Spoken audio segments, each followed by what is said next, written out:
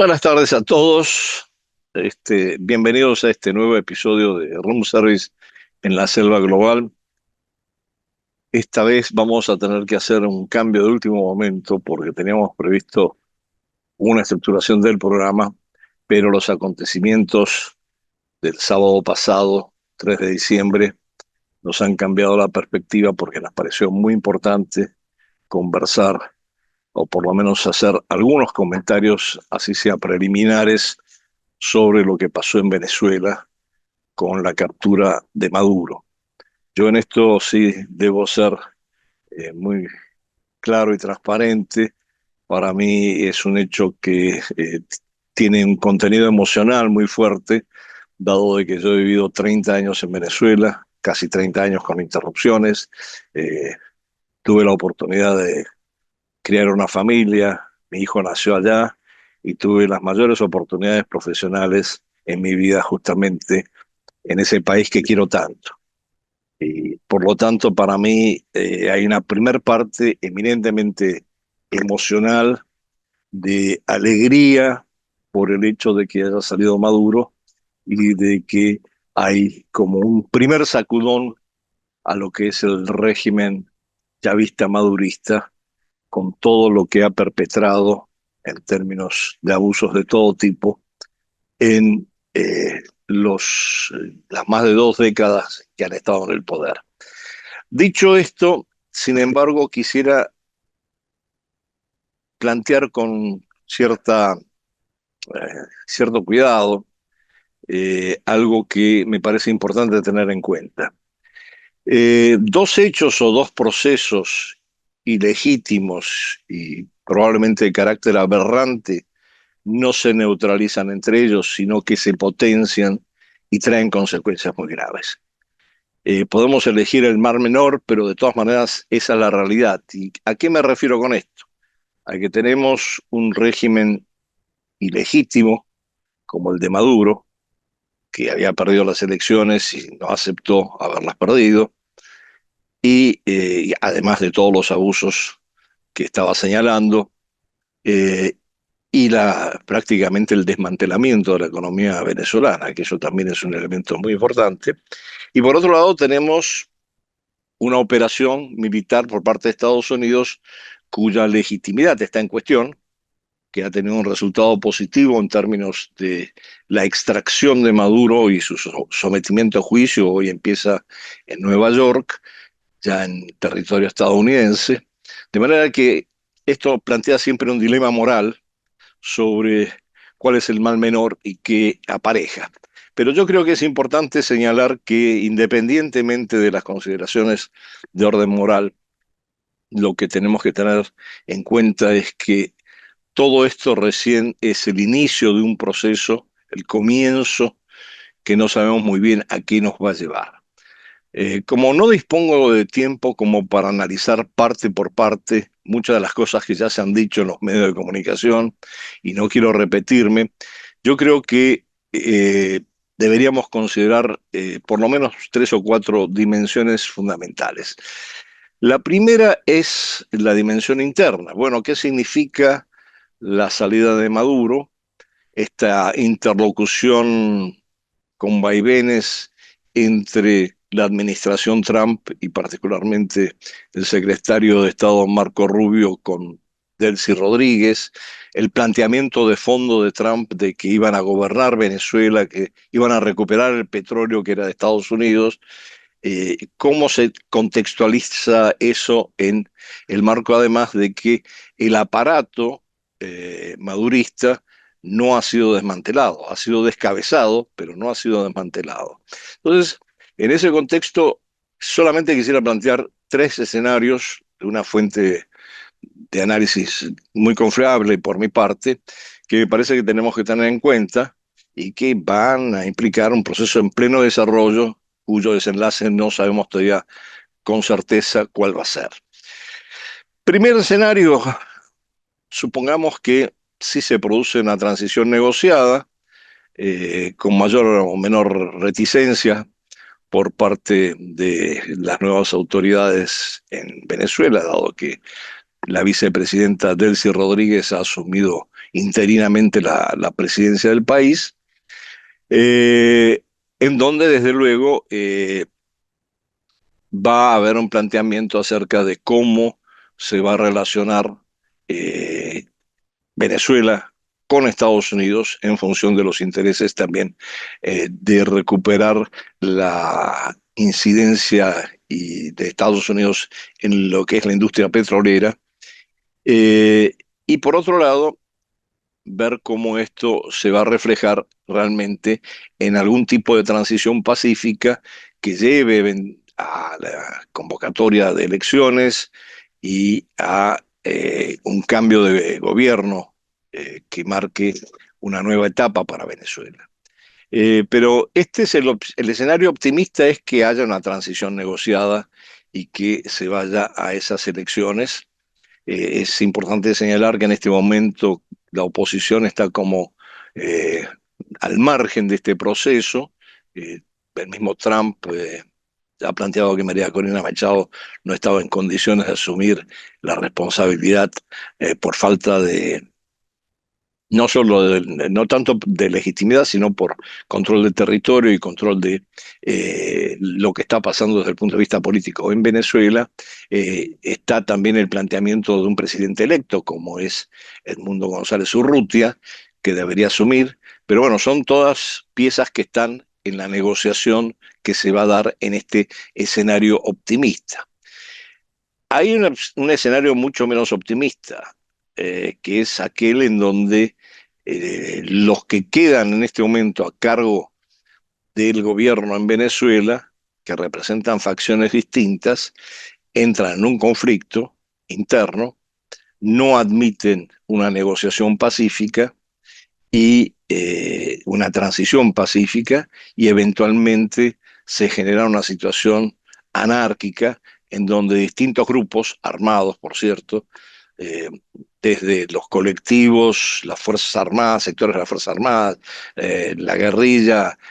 los grupos criminales, entren en conflicto por control territorial y de recursos en Venezuela y no haya quien los contenga. Y un tercero, frente a esta situación, un tercer escenario posible es que, como señaló en su momento el presidente Trump, de que podía haber una segunda oleada en términos de cómo manejar la situación en Venezuela, más allá de la operación especial que se desarrolló con Maduro, que esto implique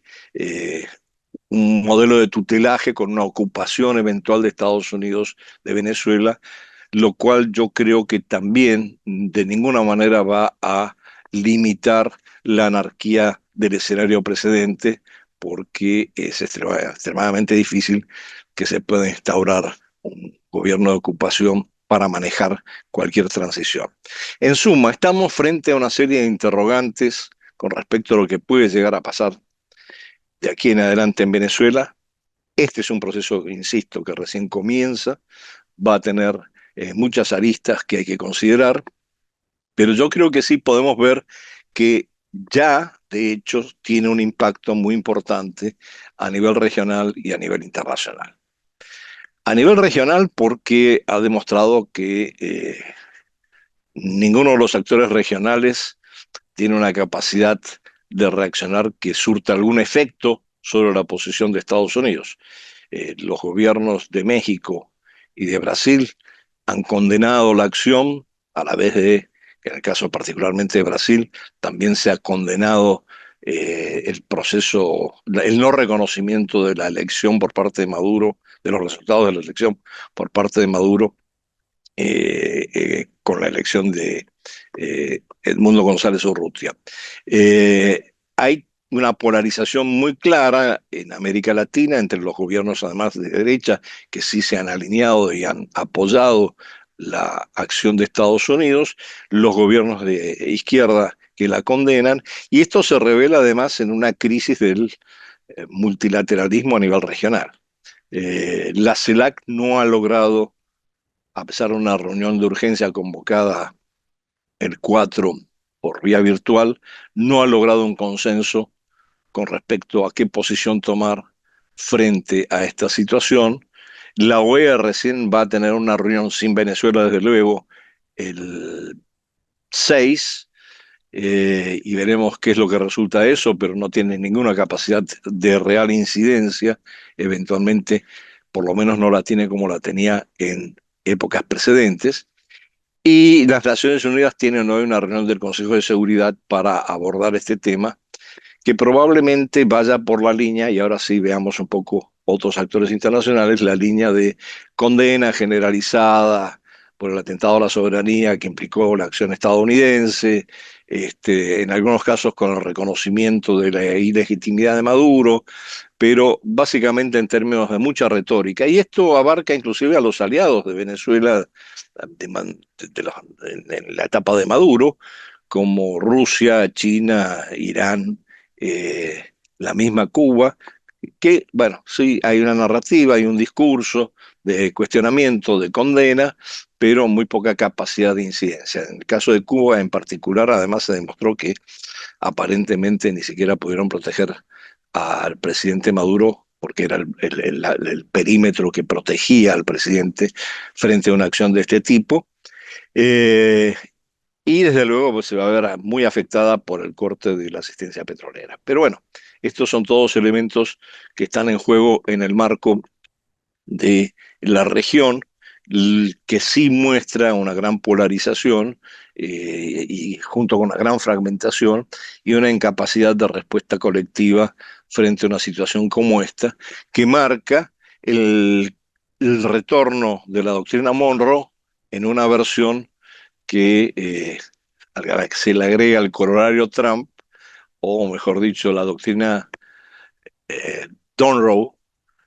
que implica que sí, Estados Unidos va a intervenir en el ámbito hemisférico. Y digo en el ámbito hemisférico porque es importante señalar que esto no afecta solamente a los países latinoamericanos al sur de Estados Unidos, sino que también hay un planteamiento con respecto a Groenlandia. Y esto sí genera toda una serie de tensiones y de roces con la Unión Europea. Lo cierto es que esto decanta o define un área de influencia de Estados Unidos propia en lo que es el hemisferio occidental, y de alguna manera sí plantea a nivel de todo el sistema el tema de la persistencia o la emergencia y eh, probable continuidad del reconocimiento de las áreas de influencia de los actores más poderosos. Aquí hay un meme que ilustra esto eh, hasta cierto punto en cómo se está repartiendo el mundo. Y esto es extremadamente peligroso porque desde luego ya ningún organismo multilateral puede frenar los conflictos que se puedan producir en ese marco. Eh, el precedente de la intervención de Estados Unidos en Venezuela, con esta operación en relación a Maduro, es un precedente muy preocupante, eh, no solamente por lo que puede llegar a suceder en el futuro, sino porque en lo inmediato implica inclusive amenazas a gobiernos como el de Colombia, dada su alineación y dada la acusación de que también está vinculada al narcotráfico. Bueno, este es un poco el resumen de cómo estamos viendo la situación en Venezuela, no solamente en su dimensión doméstica y en su relación con Estados Unidos, sino fundamentalmente en función de las primeras consecuencias y el primer impacto a nivel global. Probablemente vamos a tener que desmenuzar un poco más esto más adelante. Lo hemos hecho con cierta anticipación en dos programas anteriores, tocando el tema de Venezuela,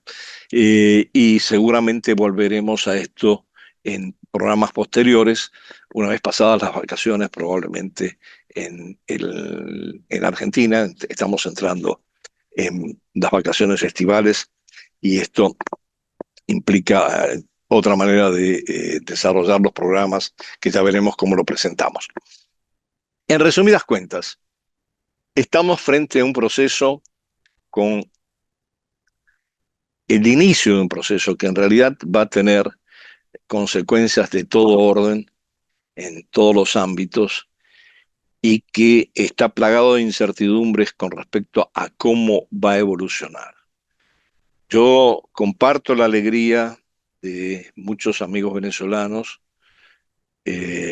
con respecto a la salida de Maduro,